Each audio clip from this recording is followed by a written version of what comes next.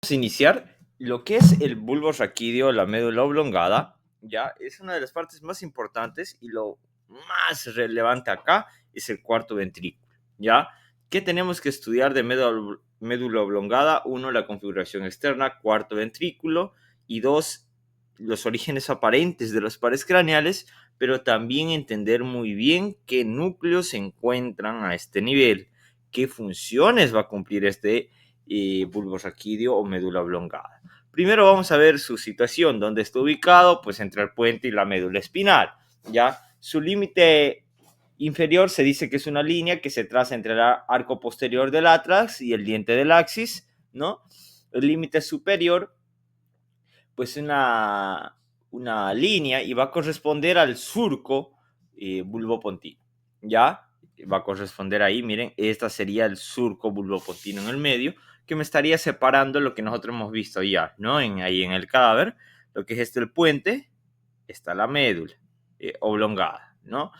Ya, entonces ese surco que se va abajo, ese es el surco bulbopontino, donde vamos a ver la emergencia de pares craneales. Estos son tan pequeños que necesitaríamos esos lentecitos de los neurocirujanos que utilizan ellos, ¿no? Que genera un gran aumento para poder verlos. Las dimensiones, ya 30 milímetros de longitud, diámetro anteroposterior de 24, transversal en su extremo superior es mucho más ancho a medida que va ascendiendo, de 22 y abajo de 12, ¿ya? Entonces el peso, 7 gramos, es súper ligero si solo cortamos. Su coloración siempre es blanca, ya blancopalina que le llaman. Su dirección es inclinado hacia anterior. Miren acá donde se encuentra apoyado por la apófisis del clivus del occipital, ya. ¿Con quién se va a relacionar también? Con la arteria vertebral, con la arteria, bueno, ahí la arteria vertebral, posteriormente con el cerebelo a través del cuarto ventrículo, que es este, ¿ya? Ahorita sale ahí las animaciones, ¿ya? Miren ahí este de naranjita es el cuarto ventrículo, el de celeste es el cerebelo, ¿ya? Posteriormente, obviamente, el plano osteoligamentario del cuello, que recordemos son 6 planos, ¿no? Primer, segundo, tercer, cuarto y quinto y sexto plano, ¿ya? Lateralmente, las articulaciones occipito-atlantoideas, que es la que hemos tenido que romper, ¿ya? Para poder extraer al cerebro y sacarlo de esa parte. Entonces tenemos que a su lateral, miren, en correspondiente al surco posterolateral también, encontramos ahí la emergencia de quién? Del onceavo par, ya lo vamos a ver, de los nervios espinales, lo vamos a ver más adelante. ¿Cómo vamos a estudiar a bulbo? Configuración externa, cuarto ventrículo, configuración interna y centros vegetativos del bulbo. Eso es lo que vamos a ir analizando del bulbo raquídeo, ¿ya? La configuración externa del bulbo raquídeo es muy sencilla. Tiene una cara anterior, cara posterior, caras laterales, un extremo superior, un extremo inferior, ¿ya? Vamos a iniciar con las caras anteriores. La cara anterior, miren, en la parte media encontramos el surco longitudinal medio, que en su extremo superior vamos a encontrar lo que es el agujero ciego, ¿ya? El agujero ciego. Después hacia abajo, en su extremo inferior, encontramos a este que es el entrecruzamiento motor, ya que ahí está representada con una X. En el cadáver se ve como si fuera, como que la línea se borrara un trechito, ya, como si se borrara, ya. Y ahí se dice, justo ahí en el entrecruzamiento motor, trazamos la línea, límite entre lo que es bulbo y límite donde es médula, ¿ya? Entonces, después encontramos, miren, dos prominencias ya grandes acá, ya que lo vamos a ver en configuración interna, que es los núcleos olivares. Ya esos generan una prominencia y marcan un surco, ya que se llama preolivar, y otro que va a estar después, más atrás, que es el retroolivar, ¿ya? Pero aquí tenemos el surco preolivar que corresponde al surco anterolateral del bulbo, ¿ya? Ahora, el posolivar no corresponde al posterolateral, ¿ya? Ojito con ese detalle. Entonces aquí tenemos que el surco preolivar o el surco anterolateral del bulbo es donde está naciendo el 12º par craneal, su origen aparente o emergencia que le llaman ahora, ¿ya? Entonces, por acá está el origen aparente, ¿ya? Del nervio hipogloso. ¿Cómo lo vamos a hacer para acordar de qué pares craneales más o menos están a qué nivel? El 3, el 4, ¿ya? Van a estar en mesencéfalo. Del 5 al 8, ¿ya? Van a estar en puente.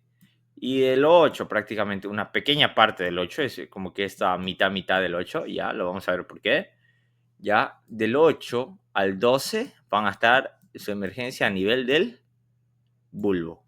Ya es una manera práctica de acordarse la emergencia de los pares craneales.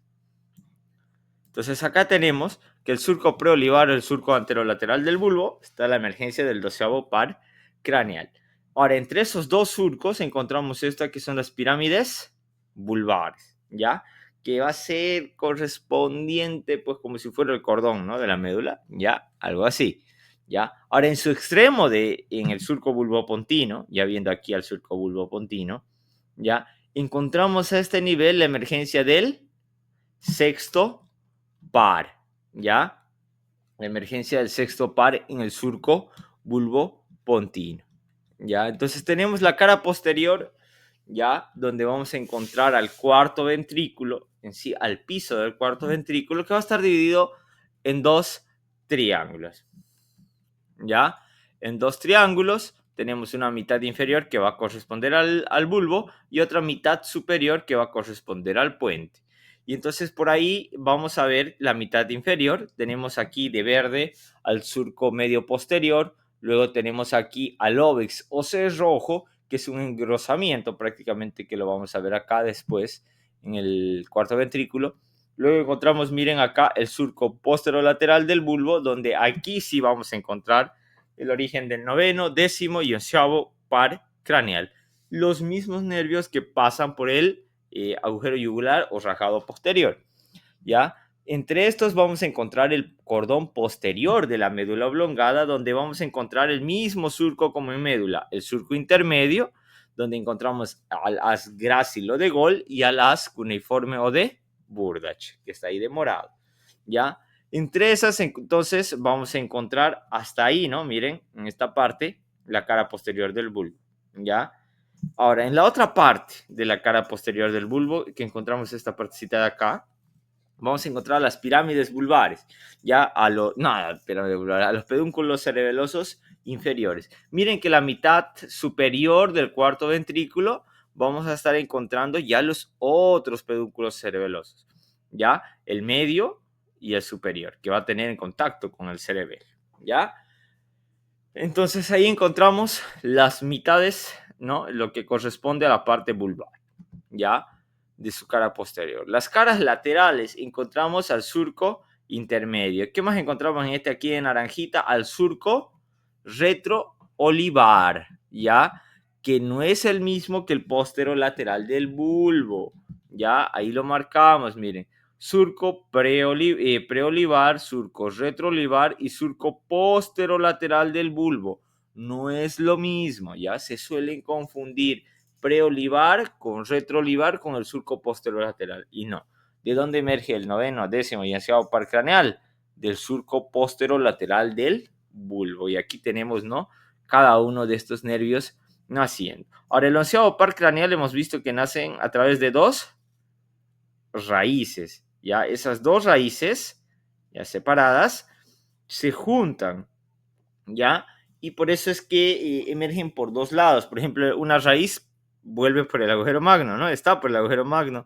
Y la otra raíz eh, por el agujero rajado posterior, ¿no? O el agujero yugular. Ahora, en las caras laterales tenemos aquí a la oliva vulvar, al surco posterolateral del bulbo, donde hemos dicho que estaba el noveno, décimo y onceavo par craneal, al surco bulbopontino, donde vamos a encontrar tres nervios en su parte lateral, ¿ya? Tenemos al séptimo par craneal, al intermediario de Weisberg y al octavo par craneal, que es el vestíbulo coclear, ¿ya? En su cara posterior, ¿ya? Bueno, en su extremo superior, ya en la parte superior encontramos de medial a lateral al agujero ciego, ¿ya? Luego a la emergencia del sexto par. Luego se dice que vamos a encontrar una fosita que está superior a la oliva, que se llama supraolivar. De ahí se dice que hay un receso, una fosita lateral de ese surco más profundo donde encontramos ya la emergencia de lo que ya hemos visto, facial, intermediario de Weisberg y vestíbulo coclear, ¿ya? En ese orden. El extremo inferior se continúa con la médula, así que esa sería configuración externa netamente. Entonces, ¿qué se suele preguntar mucho? Esta prominencia que es la oliva vulvar, ¿ya? Entonces hay que tratar de buscar estas raicillas a ver si se ven y poder conservarlas. Generalmente no se suelen ver.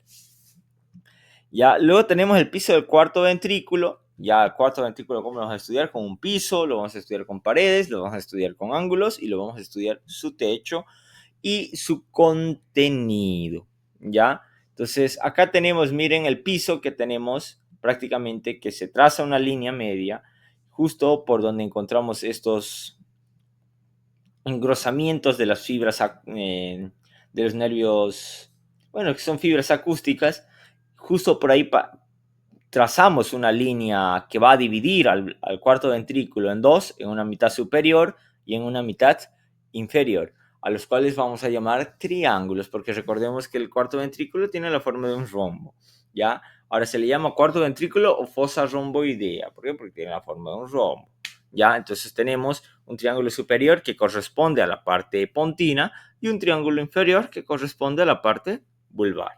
Lo que nos interesa, y lo vamos a ver los dos, ¿ya? Porque ya en puente no vamos a tocar cuarto ventrículo. Ya vamos a suponer algunas cositas ya en puente. Entonces, tenemos el surco longitudinal medio, tenemos estas que son las estrías medulares o acústicas, ¿ya? O de piccolo mini, ¿ya? Es un epónimo de estas estrías, ¿ya? De ahí encontramos triángulos, ¿ya? Esos triángulos tenemos la ala blanca interna o el trígono del hipogloso, donde vamos a encontrar proyección hacia adentro, ¿ya? Si pinchamos adentro o hacemos un corte a ese nivel, en configuración interna encontramos la proyección del origen real, es decir, el núcleo del doceavo par craneal. Luego tenemos el ala gris, ¿ya? El ala gris, o también llamada fosita inferior, tiene los núcleos vegetativos, es decir, visceromotor y viscerosensitivo del noveno y el décimo par craneal. Y luego tenemos acá, lo que está de rojito, lo que es el locus, bueno, no el locus, de que el área postremo zona gatillo. Esta es una zona que tiene, ya se la define así, una zona que carece de barrera hematoencefálica.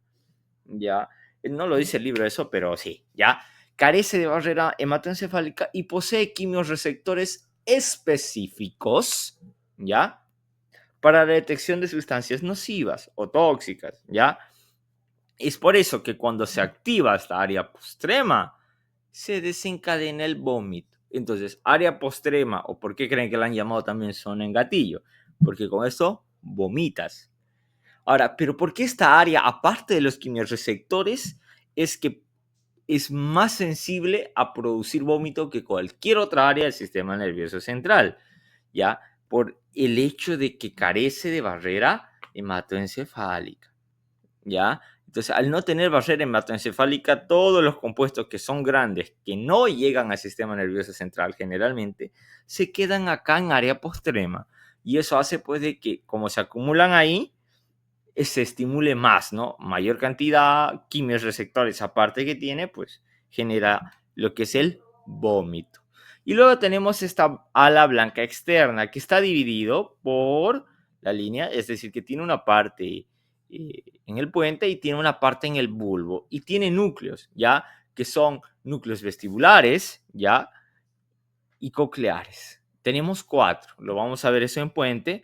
Tenemos un lateral, un medial, un superior, un inferior, y cada uno de estos tiene sus epónimos, ¿no? De Deister, etc. Entonces tenemos en el triángulo pontino este primero, ¿ya? Entonces volvemos a repasar bulbo. Surco longitudinal medio, que divide en ambas mitades. Tenemos las estrías acústicas, ¿ya? Ala blanca interna o trígono del hipogloso. Luego tenemos acá la ala gris, ¿ya? La ala gris, donde encontramos al noveno y al décimo par craneal, y luego el ala blanca externa, que tenemos tanto los núcleos vestibulares como los núcleos cocleares. Y aquí abajo encontramos al locus cerul, locus cerul, que al área postrema, o zona gatillo, que se encarga del vómito, zona que carece de barrera hematoencefálica.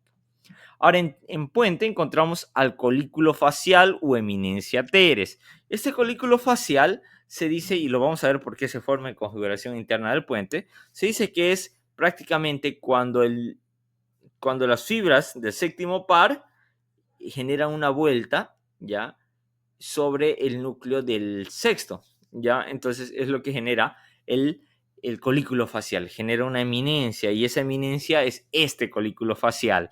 Ya lo vamos a ver más adelante. De ahí viene lo que es la eminencia medial. De ahí una zona que está marcada de negrito, que es la fosita superior, donde se dice que encontramos el núcleo masticador del quinto par craneal, ¿ya? Luego, lo que yo estoy traumado, el locus ceruleus, ¿ya? ¿Qué es el locus ceruleus? ¿Ya? Es una zona que secreta netamente pura noradrenalina, ¿ya? Solo adrenalina. Y dice una zona, pues, que se encarga de las zonas de alerta, ¿ya? Por eso le dicen locus ceruleus, ¿ya? También se dice que regula el humor, ¿ya? Entonces, pero más que todo esa secreción de adrenalina, ¿qué es lo que va a estimular en el sistema nervioso central? Pues la respuesta de lucha o huida, ¿ya? Esa respuesta de lucha o huida es la que nos va a desencadenar el locus ceruleus. Luego tenemos paredes, ¿ya? Las paredes, miren, acá tenemos al famoso cuarto ventrículo, ¿no? Ventrículos laterales, agujero de Monro, tercer ventrículo, cuarto ventrículo, ¿no? Ventrículo lateral, tercer ventrículo, cuarto ventrículo, ¿ya? Entonces, también tenemos ángulos, ¿ya? Ángulo superior, donde encontramos, miren acá, ya el acueducto mesencefálico. El ángulo inferior, donde encontramos el conducto central o del epéndimo. Y a los laterales, ya encontramos los tubérculos acústicos, o cocleares dorsales, también se llaman estos tubérculos, ¿ya? Y están formados por fibras del vestíbulo coclear. Ya, entonces acá lo tenemos, miren, esos son los famosos tubérculos acústicos. El techo. Ya, el techo es muy fácil, lo vamos a dividir igual en dos sectores, ya, que corresponden uno al sector vulvar, otro al pontino, y análogo a esto vamos a tomar un segmento más, uno que está en contacto con el cerebelo, es decir, vamos a tomar en cuenta acá puente, parte del bulbo, y ahora vamos a tomar este segmentito como techo, al segmento cerebeloso, ¿ya? El techo, ya tenemos un sector vulvar, pontino y un medial cerebeloso. El sector vulvar tiene esta, que está aquí de celestito, que es la membrana tectriz, ¿ya? O el velo medular inferior, ¿ya? Esta se caracteriza por tener las famosas, un famoso engrosamiento, ya miren, esto de acá, que es la língula, también llamada tenia, ¿ya? Que va a ser un engrosamiento de los pedúnculos cerebelosos inferiores. Estos de acá se engruesan en una parte y forman esa língula. Ahora, ¿qué más tenemos? Tres orificios, jóvenes, ¿ya? Tres orificios que van a comunicar, miren, y aquí encontramos, ¿qué? Un plexo coroideo. ¿De qué se cargan los plexos coroideos? ¿Quién se acuerda? Producción de líquido cefalorraquídeo. Bien, producción de líquido cefalorraquídeo. Entonces, ¿con quién va a estar en comunicación estos orificios? Quiero que veamos la anterior imagen, esta. Con los ventrículos. Y estos, imagínense que en este sector están los orificios. ¿Qué es lo que va a pasar? ¿Qué va a pasar acá? De los ventrículos, ya, el líquido cefalorraquídeo que está acá, imagínense que aquí hay un orificio. Y aquí están las meninges. ¿Ya? Este es pía madre, la que está acá. Este es pía madre, sucaracnoides y dura madre. Y los orificios están acá. ¿Qué va a permitir? La circulación del líquido cefalorraquídeo. De eso se encargan esos tres agujeros coroideos. ¿Ya? Esos tres agujeros. ¿Y cómo nos vamos a acordar cuál es su nombre? Ya es bonito la mnemotecnia, ¿ya?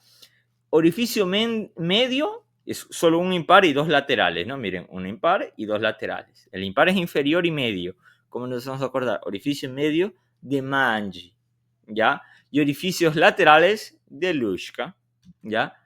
L de laterales o de Lushka, ¿ya? Los doctores lo suelen preguntar con el epónimo, de Manje y de Lushka. ¿Cuál es el de Manje? El medio, M de medio, ¿ya? No van a pensar de... No, mejor no digo nada. Entonces, el líquido cefalorraquídeo va a pasar de estar en la circulación de los ventrículos a pasar al espacio subaracnoideo, y eso permite.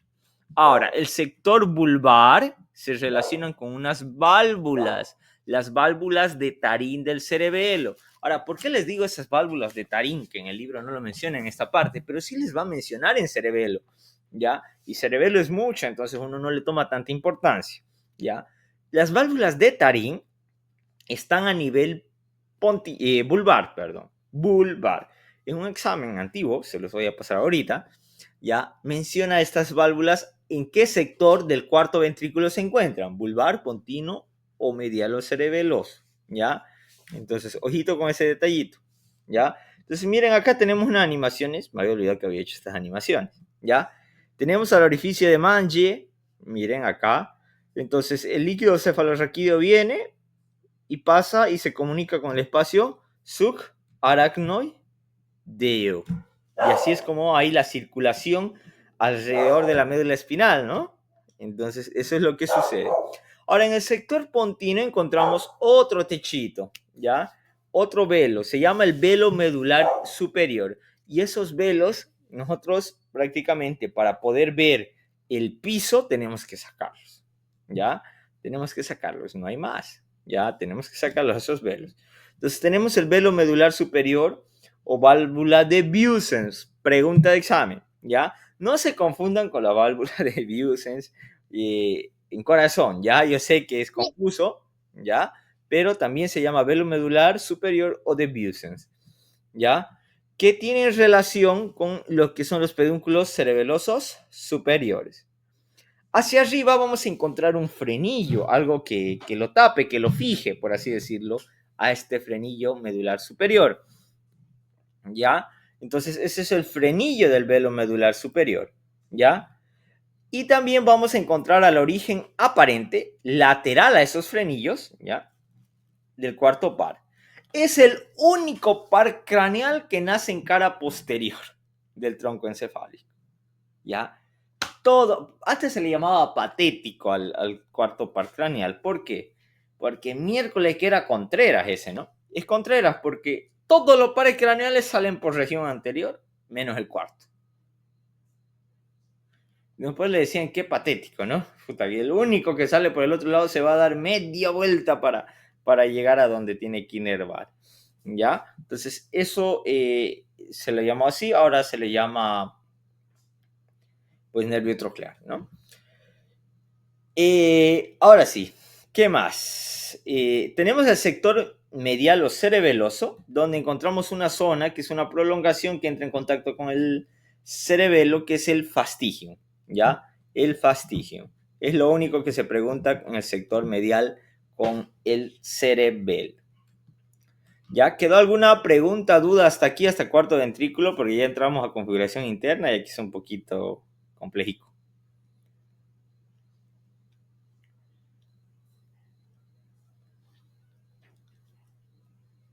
Ya, continuamos entonces. Tenemos la configuración interna. Tenemos muchas cosas que van a pasar. Uno, el entrecruzamiento de las fibras motoras o piramidales, lo que se llama el entrecruzamiento motor. Otro, que es el entrecruzamiento sensitivo, lo que me lleva a la formación del lemnisco medial, que es también llamada cintilla rey media. Vamos a ver los núcleos de los pares craneales. Vamos a ver cómo se va desarrollando el cuarto ventrículo, la formación reticular que pertenece al sistema simpático. Vamos a ver las formaciones propias de la médula oblongada, es decir, del bulbo, lo que son los núcleos del complejo olivar, que son estos dos de acá, ¿ya? Esas son las cosas que sí o sí vamos a ver acá, a diferencia de médula, ¿ya? Entonces, miren, para estudiar la configuración interna tenemos que ver 4 cortes del bulbo, ¿ya? Es decir, al bulbito lo vamos a tener que cortar en 4, ¿ya? Uno, el primer corte a nivel del entrecruzamiento motor, miren justo donde como que se borra, ¿no? El surco longitudinal medio anterior, ¿ya? Uno al entrecruzamiento. Vamos a pasarnos directo porque quiero ver que lo vean el segundo corte. Antes tenía una animación donde se veían todos los cortes, ¿ya? El segundo corte es a nivel del entrecruzamiento sensitivo, ¿ya? El tercer corte, ¿ya? Es a nivel de la oliva vulvar, aquí. Y el cuarto corte, no sé por qué he puesto todo, ¿ya? Es harto, créanme, es harto. Ya, el cuarto corte es en su parte superior. ¿Dónde está la línea? Ahí, ¿ya? Y va a corresponder a núcleos de pares craneales, ¿ya? Todo eso tenemos que ver ahorita, pero la configuración interna es un poquito largo, ¿ya? Entonces, primero vamos a ver el entrecruzamiento motor, ¿ya? Entonces, quiero que veamos esta imagen, como vemos a las que hemos visto en médula espinal, ¿ya? Aquí tenemos que esto es anterior, esto es posterior, pero aquí ya cambió, ¿no? Miren, aquí ya está anterior, digamos, ¿no? Bueno, rara la imagen. Ah, no, esto está volcado hacia adelante ya. Entonces, aquí es anterior, acá posterior, aquí es anterior, aquí está posterior. Está como que girado. Y entonces tenemos aquí a la as córtico-espinal, miren, y cómo realiza acá el entrecruzamiento motor, ¿ya? ¿Cómo realiza el entrecruzamiento motor a nivel de... Miren, ahí es cómo está la sustancia gris. Quiero que vean cómo pasa por la...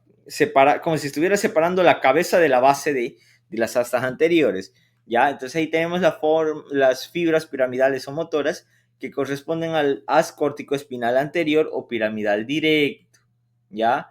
Luego al piramidal cruzado, ¿ya? Del cruzado, miren, el directo se mantiene casi en toda proporción, ya que es el 10%, se mantiene y se entrecruzan más aquí, miren, aquí abajo se entrecruzan. A cambio de estos, se entrecruzan el 90% y cortan la cabeza del núcleo antiguo. Entonces, este intercruzamiento motor divide a las astas anteriores en lo que es un núcleo ambiguo, ya, a lo que corresponde a la cabeza de las astas anteriores, ya, y de ahí se van a originar 3 pares craneales. Entonces, miren, estos son los haces córtico-espinales, decruzan, y aquí que tendría que estar las astas anteriores, ¿no ve? Se dividió. Entonces, la cabeza de las astas anteriores representa el núcleo ambiguo, y este núcleo ambiguo representa el origen real motor de 3 pares craneales: noveno, décimo y onceavo par craneal. ¿Por qué está de rojo, amarillo y verde? Porque pues somos Bolivia, ¿ya? Ya, mentira, ahí está, digamos. Una manera de acordarse y cómo dibujarlo al núcleo ambiguo es de esta manera: noveno, décimo y onceavo par craneal. Las astas posteriores se dividen igual, cambia su configuración. ¿Cómo era antes? Así, ¿no ve? Miren de bonitas. Viene el entrecruzamiento motor, pum, lo dividió aquí, a las astas anteriores, al núcleo ambiguo, ¿no? Y las astas posteriores, que son bonitas, miren acá cómo quedaron. Pierden toda configuración. O sea, de estar así, las fibras entrecruzan, esto es una médula, ¿no? Acá vienen, entrecruzan y dividimos acá las astas anteriores y dejamos como núcleo ambiguo, y estas astas posteriores cambian de configuración. Ya, uno se hace lateral y vemos este que se llama el fascículo dorsolateral o de Lee-Sauer, ¿ya? Ese de verdecito. Luego tenemos al núcleo grácil, ¿ya? Miren acá, núcleo grácil. Luego al núcleo cuneiforme.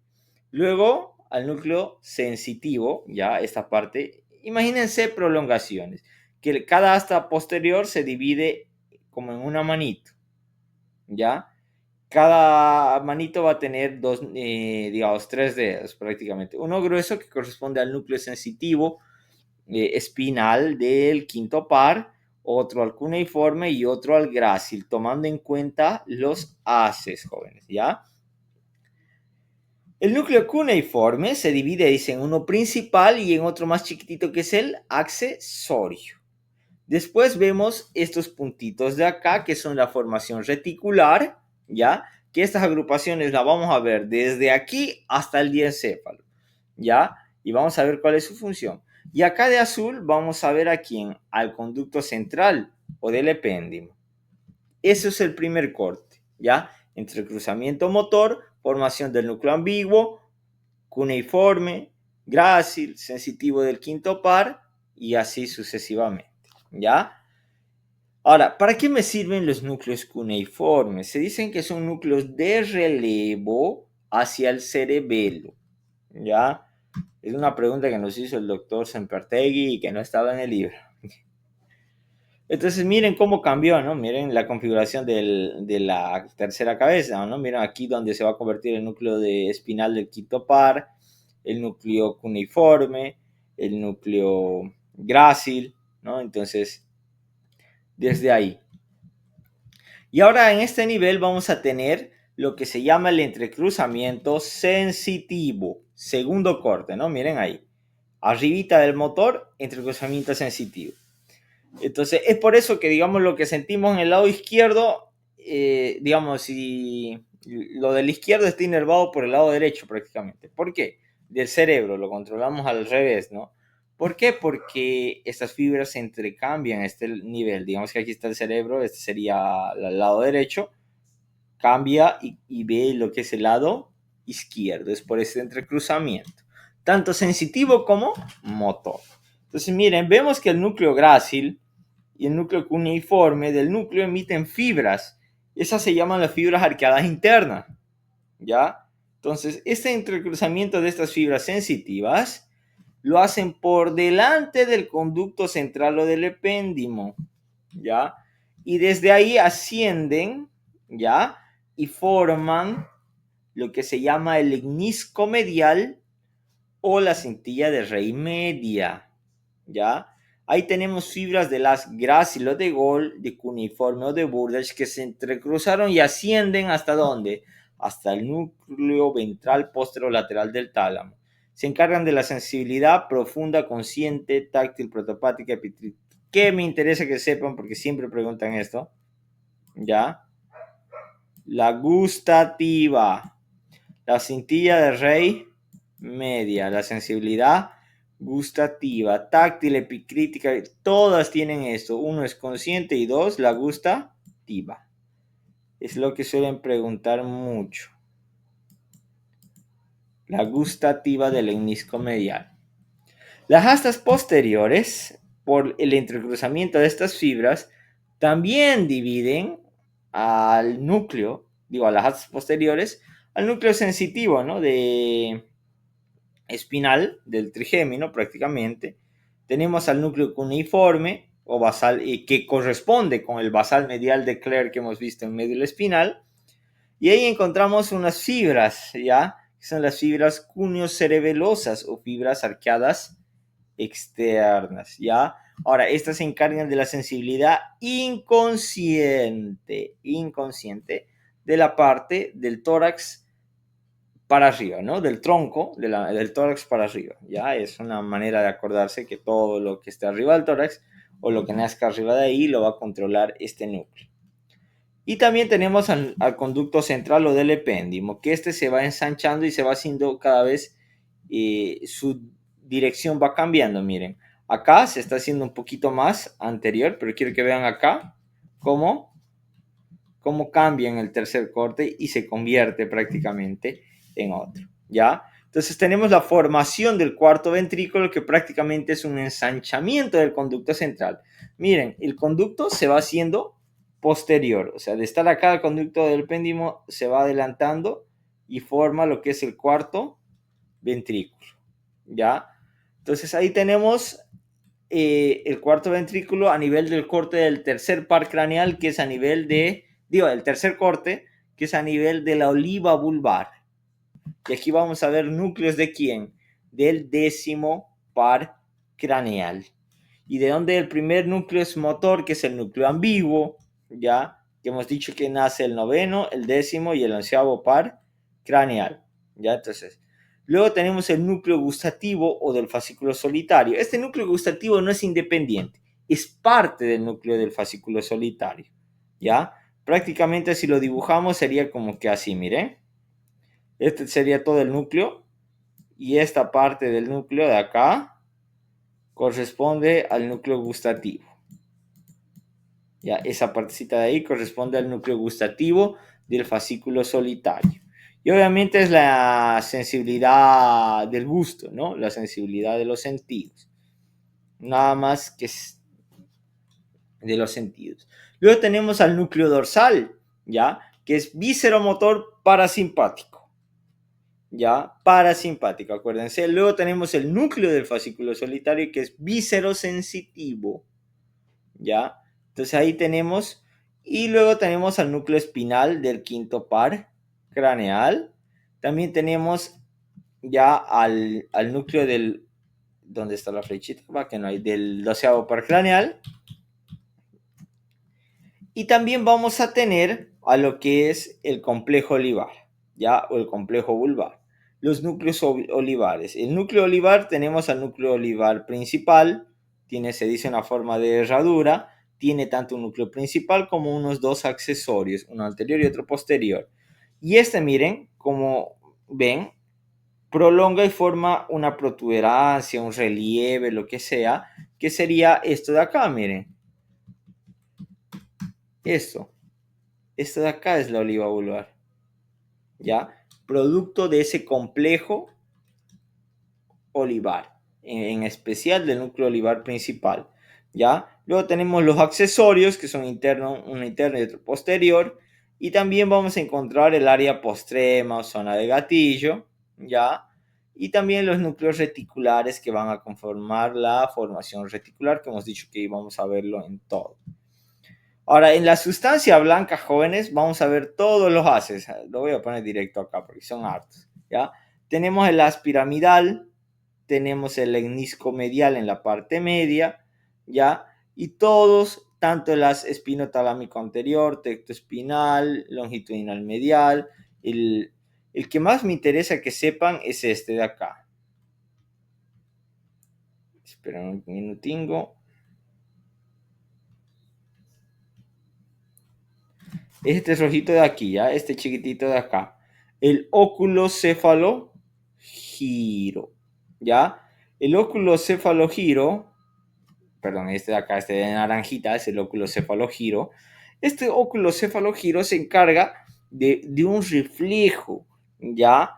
Que es el reflejo prácticamente que provoca el nictasmo, ¿ya? Cuando giramos la cabeza se producen movimientos digamos, oscilatorios, ¿ya?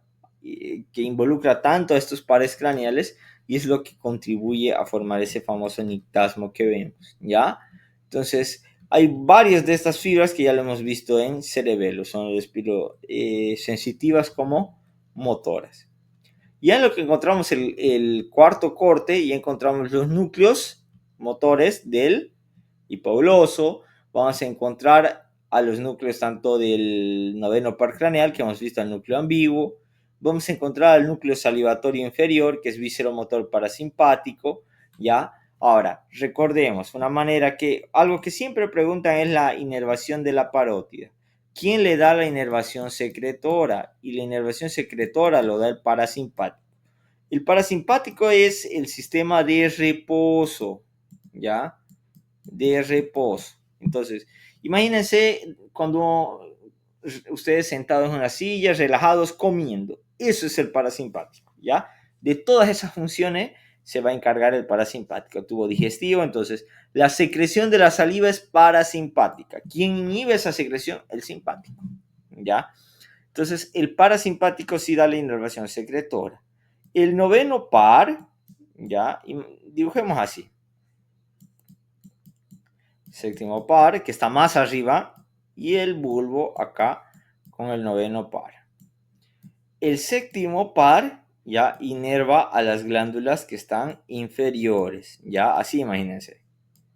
Entonces da la inervación secretora a la submandibular y a la sublingual. En cambio, el noveno par, que está más abajo, inerva a la glándula que se encuentra arriba. Ya, la glándula parótida. Es una manera que yo hacía de acordarme para cuando preguntaban en el examen, ¿ya? Entonces, el núcleo y como este está abajo, ¿a qué núcleo corresponde la inervación secretora de la glándula parótida? Salivar superior, salivar inferior. Y uno decía, chuta, ¿no? El inferior corresponde al noveno par. El que está abajo inerva a la glándula que está arriba. Y el nervio que está más arriba en el tronco encefálico inerva las glándulas que están más abajo. ¿Ya? Entonces, de esa manera nos acordamos que la sublingual y la submandibular están inervadas por el facial y que la glándula parótida está por el noveno par craneal. Luego tenemos el núcleo del tracto o del fascículo solitario, que es víscero sensitivo. Y hemos dicho que este núcleo en sí es uno con el otro, ¿ya? O sea, no es como que sean distintos, pero el libro lo maneja como si fuera distinto y a la vez como si lo maneja como si fuera uno, y eso es lo que confunde mucho.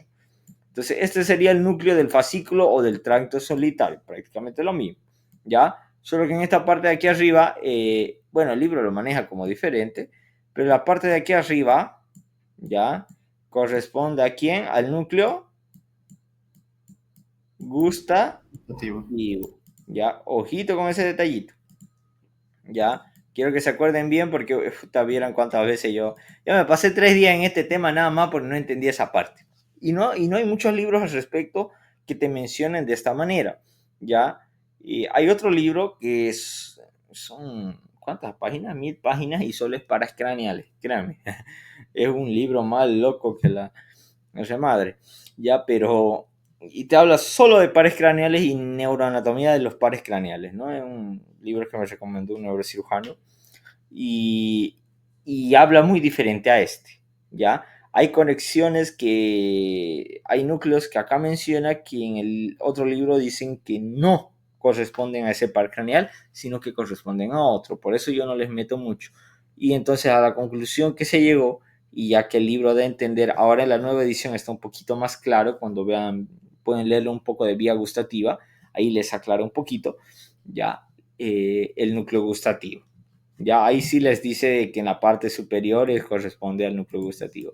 En las antiguas ediciones no decía eso y uno se quería matar porque no entendía.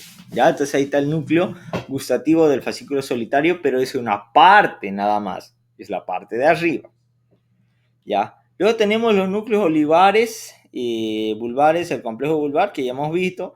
Vemos el núcleo sensitivo, vemos acá el vestibular, miren, y encontramos a ver a los núcleos vestibulares. Y se acuerdan que en cuarto ventrículo veíamos la ala blanca externa, ¿no ve? Acá tenemos al cuarto ventrículo, mi cuarto ventrículo. Entonces, el surco medio, acá la línea media, entre comillas. Entonces encontramos el primer triángulo, el segundo, yo dibujándolo como sea, ¿no? Y este sería el ala blanca externa, ¿no? Todo eso. Entonces, ahorita, cuando vemos el cuarto corte, ya, este núcleo vestibular, vemos esto de acá. Ya estamos viendo esa parte prácticamente en esta región del cuarto ventrículo. ¿Ya? Eso entonces a tomar en cuenta. Vemos la formación reticular y los núcleos propios de la médula oblongada o del bulbo, ya que encontramos el núcleo grácil, ¿no? Encontramos el cuneiforme, ¿no? El accesorio y todo lo que es el complejo vulvar. Ahora miren, acá sí menciona el libro, ¿ya? Y luego de eso hice yo mis diapos, como relevo al cuneiforme. ¿Y cómo lo preguntó el doctor Sepertegui esto que a mí me dio bronca? Porque dice que el cuneiforme sí actúa como un núcleo de relevo, ¿ya? De relevo. Pero, ¿ya? El cuneiforme tiene una conexión con ¿quién hemos dicho? Con el núcleo basal Medial de Claire. medial de Claire. ¿Ya? Y ese núcleo basal medial de Claire es que a mí me preguntaron en el examen, ¿ya? Actúa como un núcleo de revelo para fibras que ascienden con el cerebelo. Uno de los siguientes núcleos. y pues prácticamente estaban todos núcleos de pares craneales y el único que había era cuneiforme y basal medial de Cler. O sea, yo le puse cuneiforme, digamos, ¿no? Sin pensarlo, y pues para el doctor era el núcleo basal medial de Cler. Y yo, pero si comparten, entonces ¿cuál quería? Y pucha, ya, ni modo, me la puso mal. Fue mi otro 14,5. Pero para mí esa estaba mal formulada, porque en el libro menciona a estos núcleos como relevo, más no lo menciona al basal medial de Cler, pero sí te dice que hay una conexión con el basal medial de Cler. Tal vez por eso el doctor lo tomó, yo lo vi de ese lado, pero pues, bueno, dije. Entonces es un poquito difícil lo que es configuración interna de bulbo. Lo van a tener que ver el video de nuevo. Van a tener que leer 3 veces el bulbo. Pero créanme, entienden trocoencefálico, entienden todo. Ya, entienden todo. Ya, que se tienen que saber mucho los núcleos. Ya, a nivel del cuarto corte, el noveno. A nivel del tercer corte, el 10º par. A nivel del segundo corte, entre cruzamiento sensitivo, y el primer corte, entre cruzamiento motor. Ahora los núcleos vegetativos del bulbo, ¿ya? El centro respiratorio, el centro vasomotor y el centro del vómito. Ahora, ¿por qué se le da tanta importancia a estos núcleos vegetativos? Porque controlan la respiración, controlan el centro vasomotor, el vómito y la tos y el hipo. Ahora, una cosa vamos a buscar acá para que ustedes lo vean. Fractura de apófisis odontoides por... ¿Cómo se le llama cuando lo colgaban antes? Ahorcamiento. La fractura del ahorcado se llama esto. Miren, quiero una imagen que se vea bonita. ¿Dónde está? ¿Ya? Esto de acá puede ser. No se ve tan bonito. Eso. ¿Ya? Se llama la fractura por hiperextensión. Esta me gusta. Ya, esta la vamos a poner ahorita en la diapo. A ver. ¿Va? ¿No carga? Qué raro. Ahora vamos a ver si me deja acceder. Ahí sí está. Lo vamos a copiar acá. Porque es muy importante conocer esto. ¿Ya?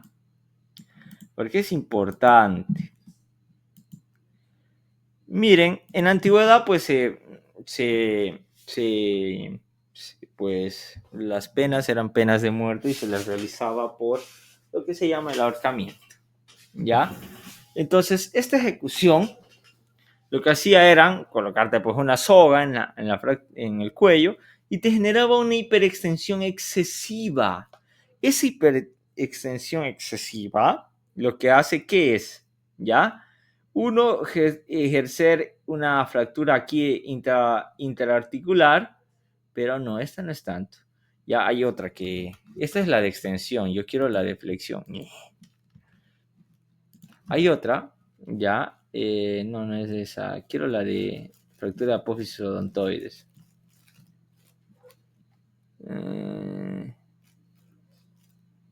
¿Dónde está?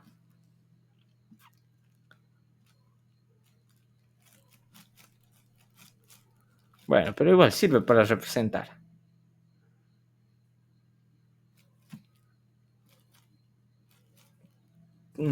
Hay una que es por flexión. La de Jefferson. ¿Dónde estará? Ya, ni modo. Entonces, cuando hay una de estas fracturas, ¿qué es lo que pasa? La apófisis odontoides, este fragmento que quedó, jóvenes, se va hacia adelante. ¿Ya?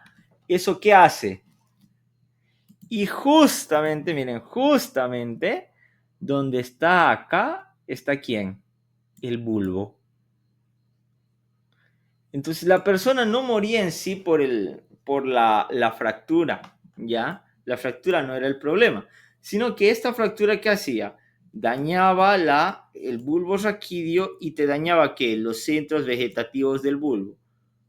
Entonces, en realidad la persona no moría de asfixia por el hecho de que la horca te esté colgando ahí el cuello, ¿ya? Moría porque esto de acá te dañaba el bulbo y eso te impedía que respirar. Morías antes por esto que por la asfixia de la vía aérea. ¿Ya? Y no es que no podías respirar solo porque la soga está ahí, sino porque esta fractura, ¡pum! El hueso penetró en tu médula y ustedes han visto que el tejido nervioso es súper lábil, ¿no? ¡Pluk! Y se entraba como si nada el hueso. Entraba como si nada el hueso y le daba pues a la médula y eso era lo que te generaba la muerte. Por eso es importante, muy importante, estudiar estos centros vegetativos del bulbo, ¿ya? Entonces tenemos el centro respiratorio, vasomotor, centro del vómito, ¿ya? Entonces vamos a ver el centro respiratorio. Se dice que tenemos un centro inspiratorio y un expiratorio, ¿ya? Dentro del inspiratorio y el expiratorio hay otros dos, ¿ya? Tenemos el núcleo que ya es más pontino, que es el neumotáxico, ¿ya? Que eso lo vamos a ver un poquito más en bulbo, ¿ya? Lo que más nos... Y también hay el otro que es bulbar. Y miren, entre estos se reconectan, miren, se conectan. Tanto frecuencia cardíaca como la frecuencia respiratoria. Tanto lo que tiene que ver con la inspiración como la expiración, ¿ya? Ahora, en el centro vasomotor tenemos estímulos vasomotores, ¿ya? Entonces, ¿cómo se regula la presión arterial? Quiero que vean esta imagen. Tenemos vasoreceptores tanto en el cuerpo carotídeo como en el glomo carotídeo. El que llega al glomo carotídeo es el glosofaringio a través del ramo o del nervio de Hering. Y el nervio vago llega a los vasoreceptores a través de un nervio que se llama el nervio de Sion, del nervio vago. ¿Ya? Entonces el nervio de Hering del noveno y el arco aórtico, el nervio de Sion del nervio vago. Estos dos ya ascienden y llegan al núcleo del fascículo solitario, del nervio vago. Este se conecta con el núcleo dorsal, que es visceromotor parasimpático, ¿ya? ¿Y qué es lo que hace esto? La presión y frecuencia cardíaca. Te la regula, o te la acelera o te la disminuye. Una de dos, te las va regulando. Pero así es como llega al vago y hay esa coordinación, ¿ya? Luego tenemos el centro del vómito, que está coordinado ¿por quién? Por el área postrema, que hemos dicho una zona que carece de barrera hematoencefálica, ¿ya? Y luego tenemos el centro de la tos y el hipo, que igual los encontramos en estas zonas. Y vean que todo está interconectado por nervios, ¿ya? Y a la vez estos nervios utilizan ¿qué? Neurotransmisores, ¿ya? Y esos neurotransmisores vamos a ver más arriba cuando veamos puente, cuando veamos mesencéfalo y diencéfalo, más que todo, que es para mí el tema más importante, que lo veo netamente teórico, pero conmigo lo vamos a ver. Ya, diencéfalo es un tema muy apasionante, porque están todos los núcleos. Ya sé que es un dolor de cabeza, pero ahí se producen la mayor parte de los neurotransmisores que actúan a ese nivel, ¿ya? Ahí también vamos a encontrar los núcleos basales del telencéfalo, que están alrededor del diencéfalo, cómo se conectan, cómo el diencéfalo es ese centro de coordinación de todo el sistema nervioso central. Por eso uno de los temas más complejos de entender es diencéfalo de neuroanatomía, ¿ya? Entonces, eso sería con lo que es bulbo. ¿Alguna duda, pregunta?